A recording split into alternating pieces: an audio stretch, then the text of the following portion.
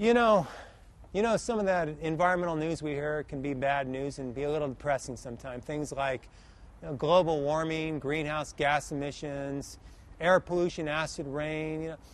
But you know what? There's no point in getting depressed. The only point is that we can do something about it. Collectively, if we all take action, we can truly make a difference. Each individual can make a difference. Now, I'll just tell you one little way an individual can make a difference. This is one of my favorites, actually, and that is grow your own. If you have any room in your backyard, try growing some vegetables, tomatoes, Swiss chard, some fruits, whatever it is, to find out what grows best in your area. Go to your local garden store or nursery and ask them. Now, let me tell you why it helps the environment to grow your own vegetables or fruits at home. That's because, on average, any of the food that we buy in the grocery stores has traveled an average of 2,000 miles. It's an unbelievable amount. It's almost hard to believe, but it's true.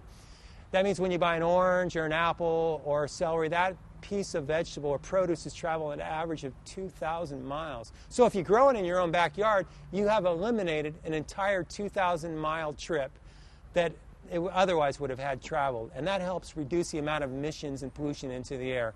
And the other added benefit, you get better taste than anything you can ever buy in a store because you pick it fresh and you eat it yourself. And I can speak from experience, it's the best tasting vegetables in the world when you grow in your own backyard. And the other thing I know when I grow vegetables in my own backyard, I know there's no chemicals in them. There's no pesticides, there's no herbicides, no toxins have been used to raise my own food.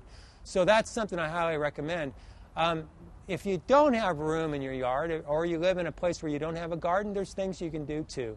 You can find out where your local farmer market is and buy your vegetables locally. And when you buy them, ask and make sure they were bought locally. And usually that food is much fresher than food that was shipped from overseas or from some distant locale.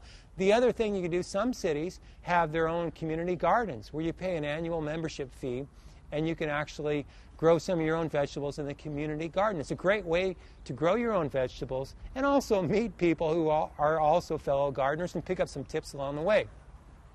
Now, if this is something that interests you, I have a wonderful resource you can check out. It's the Master Gardeners.